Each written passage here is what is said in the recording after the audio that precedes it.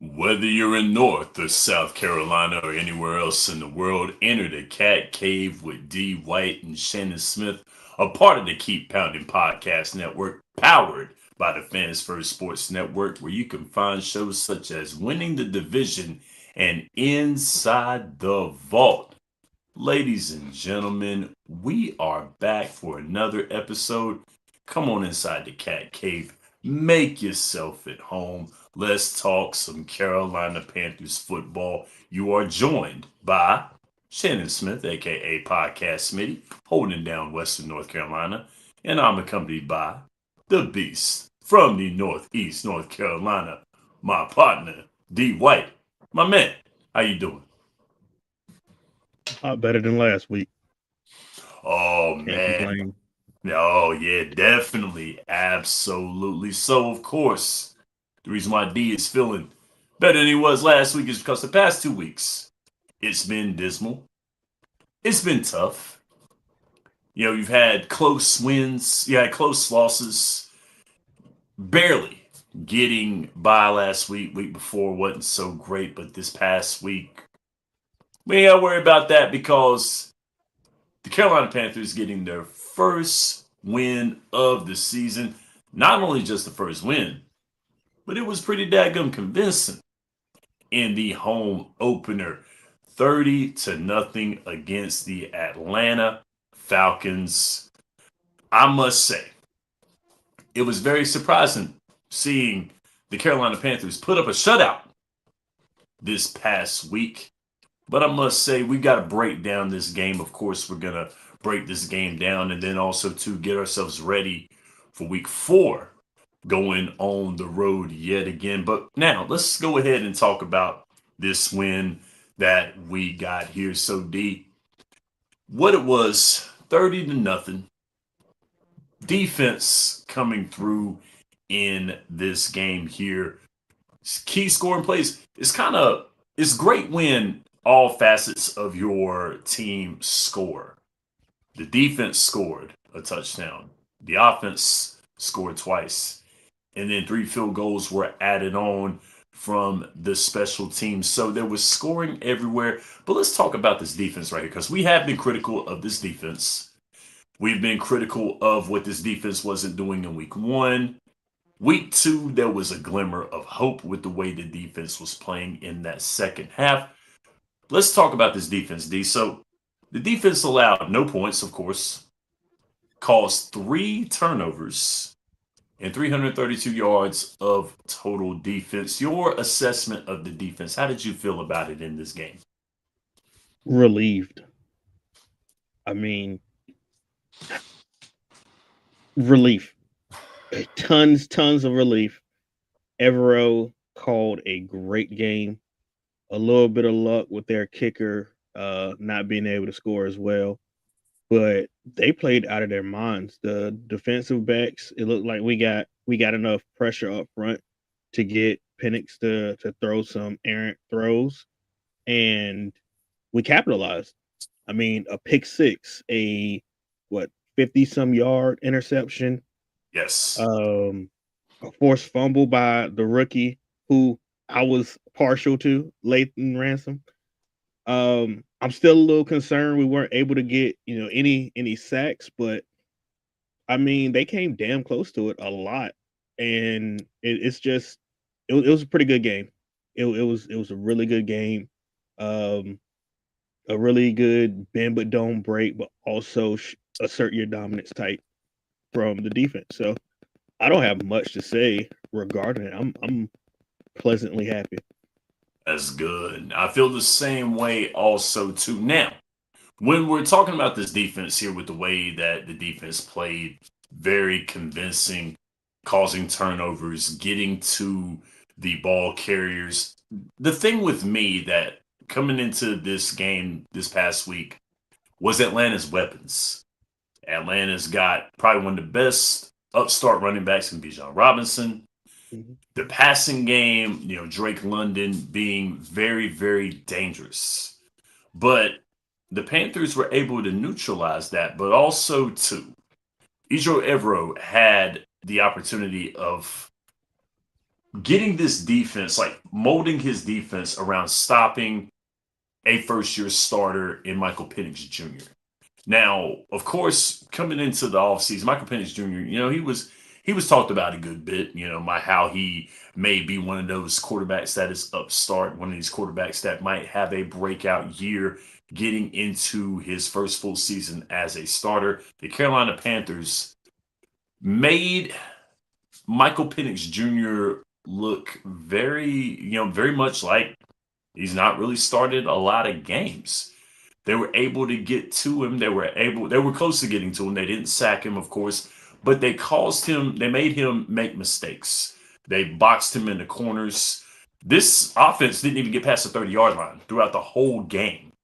So Atlanta's offense being slow, like starting slow and not really getting started with the weapons that they had. What does that say? Does that say more about the Panthers defense, or does that say more about Atlanta's inability to get going on offense? Both.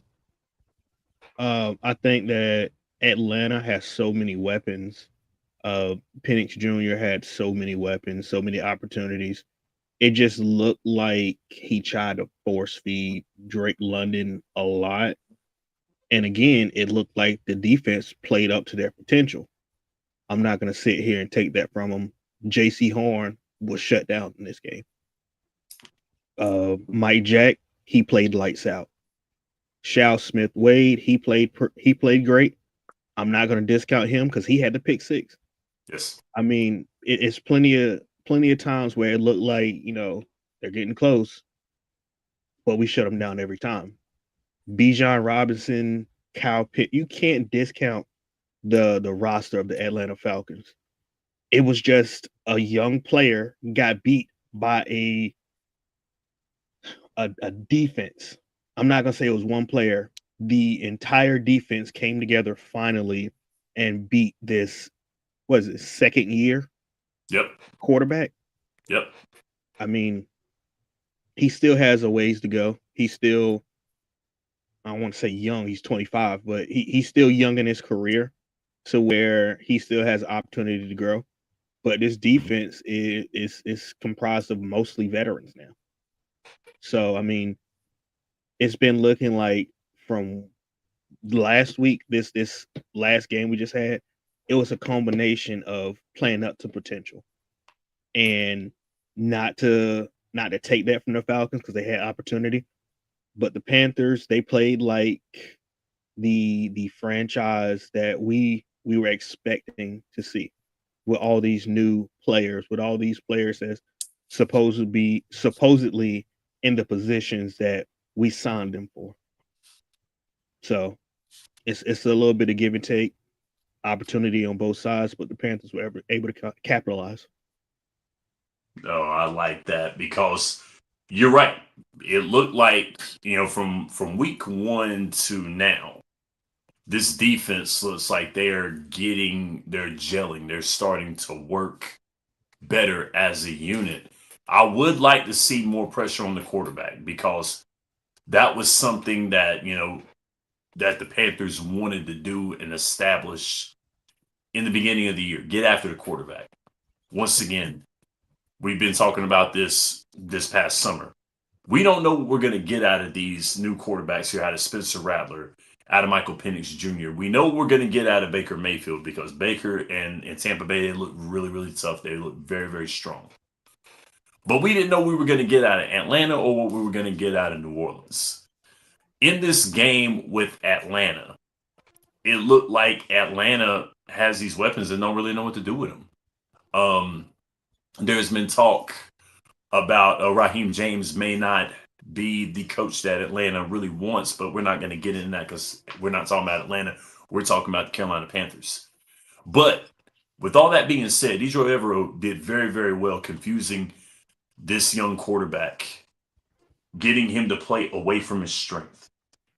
having him step up and actually, like you said, try to get it to his star players, trying to get it to Drake London, trying to get it to him more than anything to make plays. And when you start forcing passes, you create interceptions, you create confusion, you create doubt on that offense. And I think that's what the defense did. I think that's what Joe Evero did as a defensive coordinator was he got Michael Penix Jr., put him in a rock and a hard place where he couldn't make the plays that he wanted. And still, that can mess around with a quarterback's confidence right there. It was tough for him to make the plays that he could. So the defense did their job, masterclass, keeping them out of the end zone, keeping them away from midfield, putting the time of possession onto the offense as well too. And then we'll go into the offense here. Now the offense, I was a little more critical of in this game. The scoring plays that we had was a 4-yard run from Bryce Young. Bryce Young played mistake-free football. No turnovers. 5 turnovers were committed by Bryce Young in the past 2 weeks. This week was very different. No interceptions, no fumbles.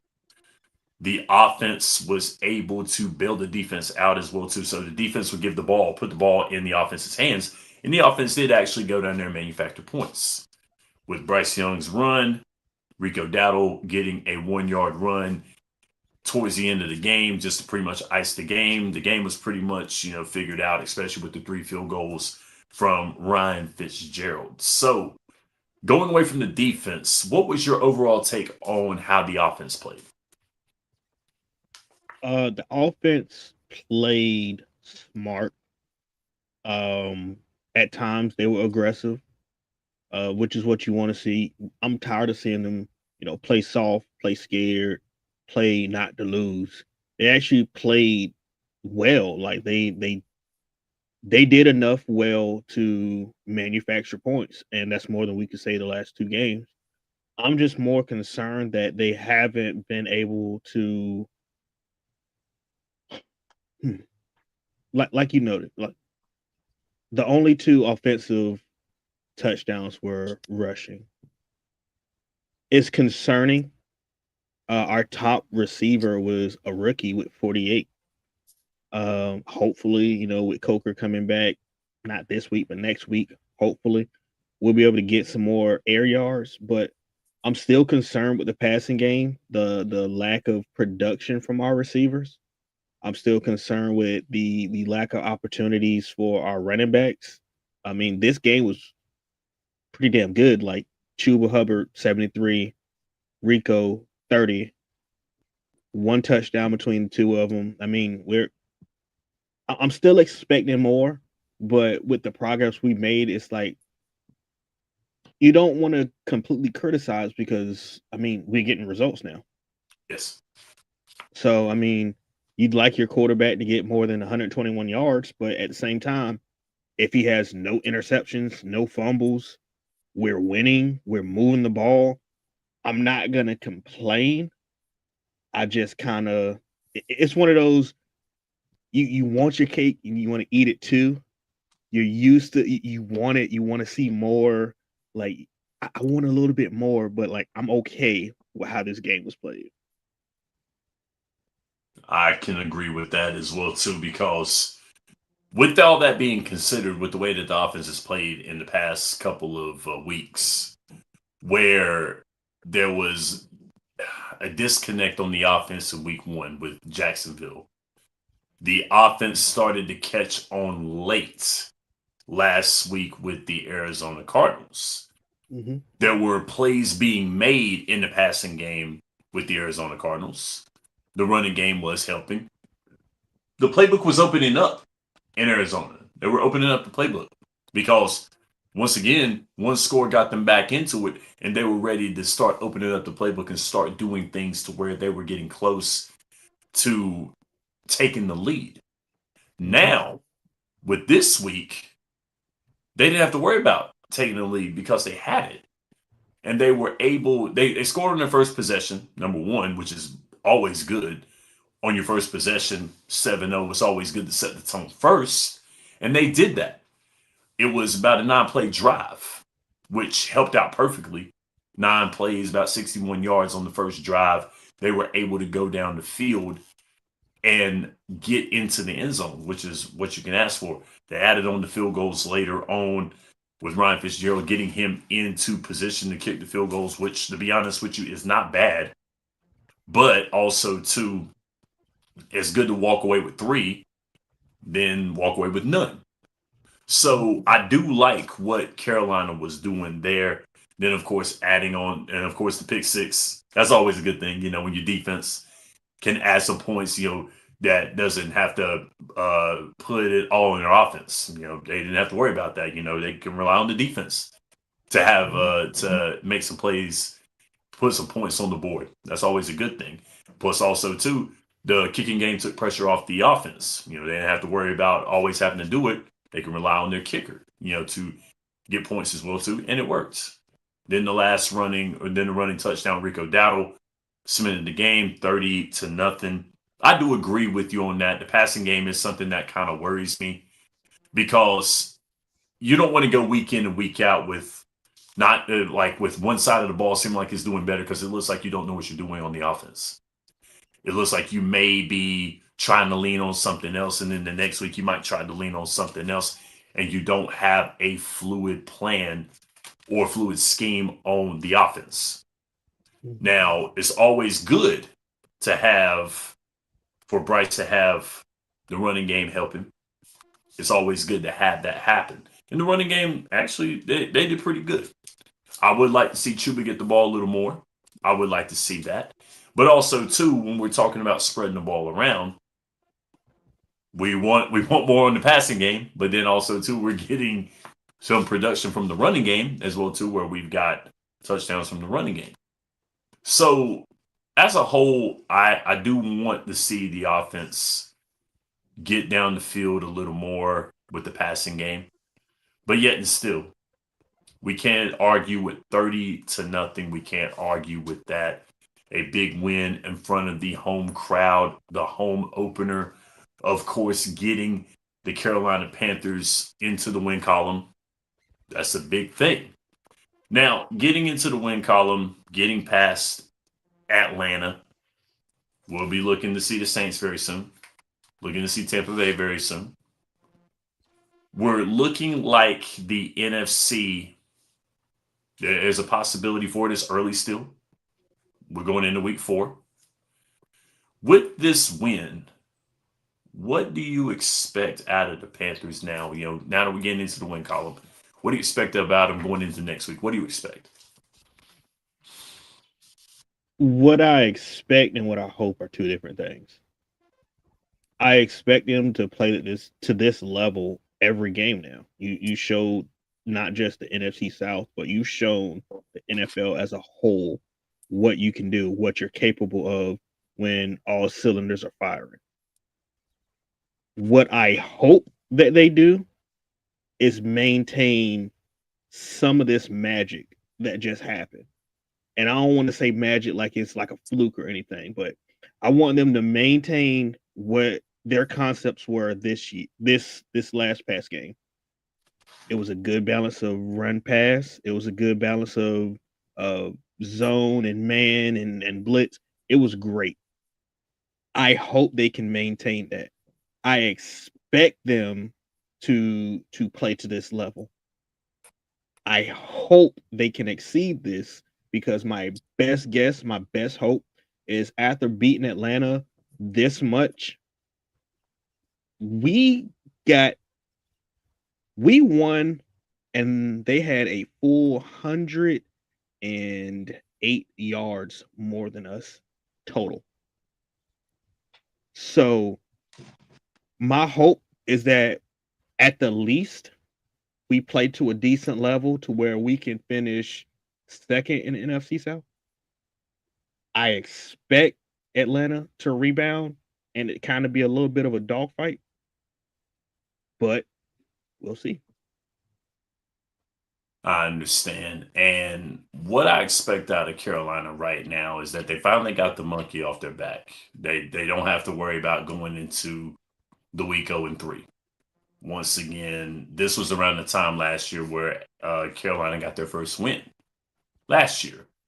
After starting 2 seasons, the first 3 seasons 0-2, Carolina can look at where they are from the past 2 weeks to now and capitalize on that. I feel like that they will. I feel like they will do that.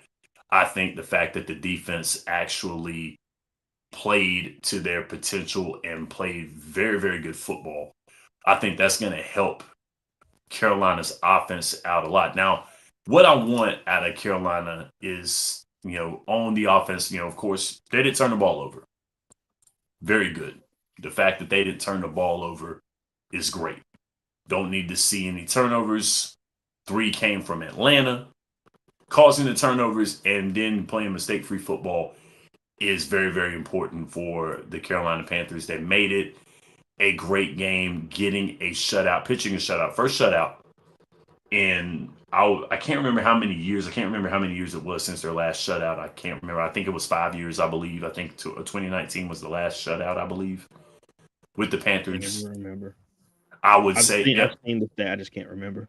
yeah, yeah. So that to me is very, very good, and that was very inspiring seeing that. Now going into next week and the weeks going into it, the Panthers have a stretch of games where they look like they could be winnable.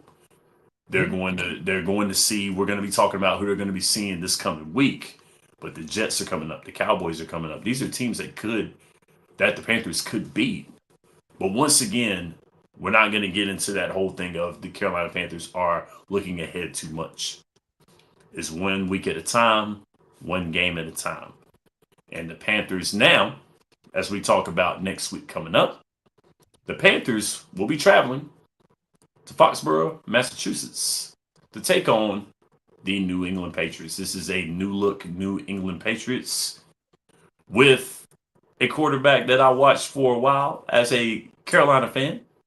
Drake May will be taking the snaps here for the New England Patriots. Now, once again, I don't know what the trend is right now. I don't really know what the trend is with the Panthers playing these upstart quarterbacks. Kyler Murray last week, then playing Michael Penix Jr. coming in this week. Then you got Drake May coming into this game. These upstart quarterbacks. Looking at these quarterbacks that we've seen, Kyler Murray, Aaron Bryce Young, Michael Penix Jr., Drake May. Drake May looking like a young gun in the NFL right now. He had a lot of promise coming out of college. All of these quarterbacks that were playing, of course you can add Trevor Lawrence into the mold as well too. With these young quarterbacks right now, a lot of expectation out of these guys. Let's just talk about that at the quarterback position with a lot of these expectations from Trevor Lawrence, Kyler Murray, from Bryce Young, from Michael Penix Jr., from Drake May. Does that factor into how they're playing right now with all the pressure that they have on them? Is it factoring into it? Because I don't know about you, D, but I've seen a regression in the quarterback position. Not just in the NFL, but I've seen it in college as well this year too. I'm just looking at it. Are they developing these guys anymore? Are like quarterbacks being developed anymore? What is going on? I think the NFL is going, oh, he already looks like the complete package. Let's just get him. It doesn't look or sound like we're getting any like Tom Brady situations going on. It's not happening. You're drafting guys first round. They're messing up. All right, well, let's get a vet to stand in until we can get somebody else. There's no, all right, let's draft this guy, let's build him up, let him sit behind the star quarterback that we have now and build him up. Last time that happened, in my recollection, Jordan Love. Yep. Other than that, I haven't really seen too much. I mean, I think the Patriots tried it when well, they had Cam and Mac Jones, but Mm-hmm. that didn't work out either. But No. it was terrible. Like the development program of the NFL just seems to be draft the biggest, best quarterback at the time and hope it pans out. We kind of went the opposite. We drafted the smartest out of all the candidates and not the biggest, obviously, but let's see what he can do. And then his whole first year was just washed. I think Canales is a great developmental coach who has helped Bryce, but at the same time, Bryce just never had the opportunity to show what he can do. And I think that's most quarterbacks. I think Cam Ward's having a hard time in Tennessee right now because he hasn't had an opportunity to develop. He's just thrown into it. Mhm. Freaking Anthony Richardson, same thing, just thrown into it. And not only was he thrown into it, he dealt with injuries. He dealt with the same thing Cam dealt with. You're big. You should be able to handle it. You should be tough enough. And now he might not even be in Indianapolis for too much longer. Mhm. CJ Stroud was put in the best position, and based on traits in college, they put him in the NFL. They built a team for him. He succeeded. Now that's not any indication on whether he's a good or bad quarterback, obviously, because clearly he's a good quarterback, but you gave him weapons. You can't accurately, you know, put him in this position like, oh yeah, he's the greatest quarterback. Nah, he had Stephon Diggs. He had freaking Nico Collins. He had a great defense. He's a good quarterback, but he hasn't been put in opportunity until what last year or this year to where people are hurting. You got to see what he can do. Mhm. So I mean, development is just a word in the NFL. It's pretty much draft and hope he works out. Man, I'm glad that you brought that up. That's been something that I've just been looking at as of, this year it kind of like opened it up to me. I think it opened it up to me when I was watching college football, like that first game, with Archman and when he played Ohio State. And, just the hype and oh man, he's gonna be this, he's gonna be that, he's gonna be this. He's gonna be one of the greatest. He's a generational talent. People like to throw that phrase around for some of these quarterbacks, for some of these players. And then, he kind of fell on his face. He played a very good Ohio State squad. Then also too going into the pro game. I'm looking at what happened with Bryce. And I'm looking at Michael Penix Jr. And I'm looking at a Cam Ward. And I'm looking at an Anthony Richardson. And I'm looking at these guys. And I'm just like, there's a drop off where these quarterbacks are. Because, I mean, you look at some of your better quarterbacks in the league, your Lamar Jacksons, your Josh Allens, and, Justin Herbert's coming on right now because it looks like he has a coach that is going to get guys around him that are going to help him out, a line that's going to protect for him. He's got there's pieces put there for him to succeed instead of putting a quarterback into a spot and just saying, "All right, bud, here you are. Show me what you got." Mm-hmm. And so that to me is something that I've looked at, and that's something that's kind of made me think, especially with this young guns battle that we have going on this Sunday with the New England Patriots and the Carolina Panthers, where you have Bryce Young, who is in year 3, and they're like, okay, let's see what you've got here in year 3, and then you've got Drake May coming off of his rookie year, and you have players that kind of make it difficult. Jaden Daniels having the year that he had last year. And they're seeing what Jaden Daniels did. Bo Nix last year having the years that they had. And teams are spoiled. They're like, oh man, well, it could be us with this guy right here. It could be us. It could be us. Let's do this with this guy. Let's do this. And so you kind of have a drop off, especially if he doesn't succeed or do what you think he's going to do. Mm-hmm. And so that's kind of where we are with the two players that we have right now playing with Bryce Young and then with Drake May. But looking at this game, the New England Patriots have had their share of trouble this year. They have. And last week, what a game that was last week for them with against Miami. Of course. I mean, they had the game that they played. And then with Carolina coming off of this big win right here. Now, of course, Carolina coming off with a big win. There could be a little bit of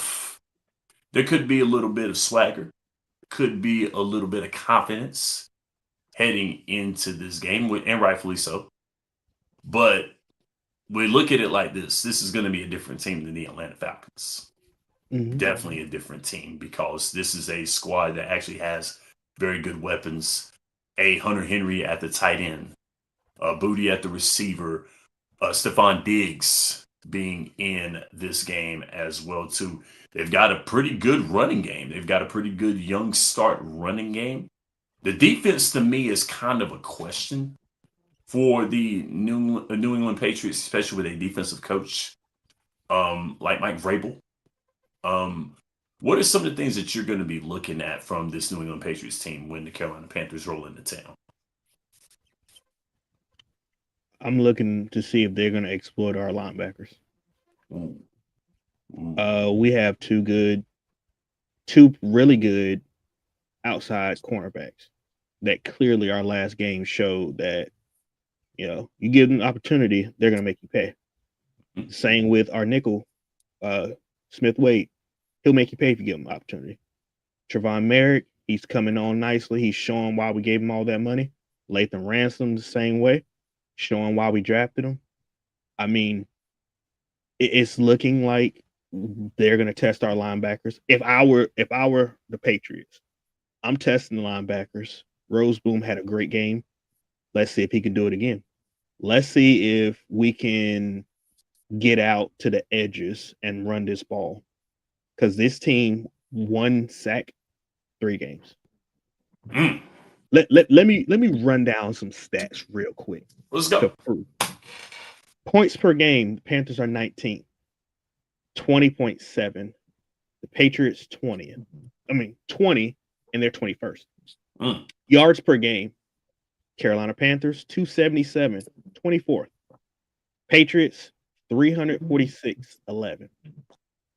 Time of possession 31 minutes 24 seconds 11. Time of possession Patriots 32 minutes 23 seconds 7. Total defensive sacks, they are 6th in the league with 9. We are dead last with 1 with a rookie. Total defensive interceptions, we have 4. We are 3rd in the entire NFL. They have 3, 7. Total turnovers differential, we are 20th with -1. They are 26th with -3. Their best runner on the team is their quarterback. He has 87 yards rushing. Their best quarterback, Drake May, 785 yards. Bryce Young has 603. Our best receiver is our rookie with 216 yards, 14 receptions. Theirs, again, Hunter Henry. 13 receptions, 165 yards, 2 touchdowns. You got to watch for Stephon Diggs, but Hunter Henry is where they're going to make their money. Definitely. Every time we get stuck or we want to go in the zone or we want to sag off or whatever, I'm looking at Hunter Henry. Yep. In the last 3 weeks, it's been what Kyle Pitts messed us up. It's always the tight end that can get in between the corners and the linebackers, and that's doing these dig routes or these slants. That's getting in the right position. That's hurting us. Mm-hmm. They're gonna attack our linebackers. No. We got to contain this quarterback, this running game, whatever you want to call it. We got to contain. We did a really good job last week.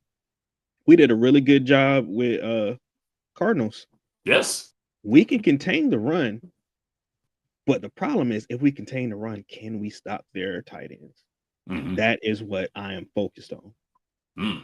Oh man, that's good, and you're right because Trey McBride, 78 yards at the end of the game against the Cardinals, 78 yards altogether. Brenton Strange was the same way with the Jacksonville Jaguars.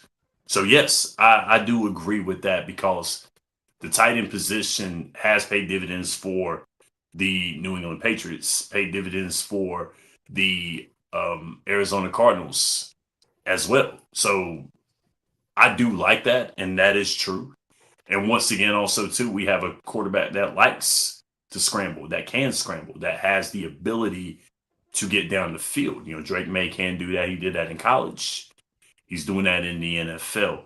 What the Panthers must do in this situation right here is wear it down when it comes down to it.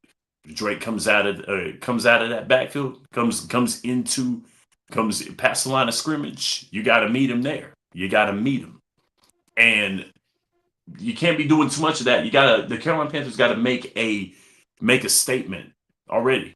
You better stay in that pocket. You better stay.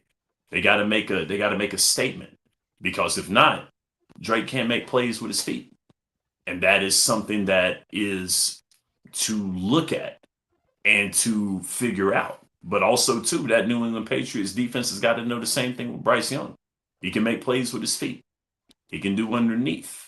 He can make sure that he can make plays, extend plays as well too. But also that the running game has got to get involved as well too, because you did bring up the fact that they pressure the quarterback in New England, that they're able to get to the quarterback in New England. And the best way to do that is exploit that blitz. Exploit that blitz with timing. Throw off the timing. Screen passes. Halfback delays.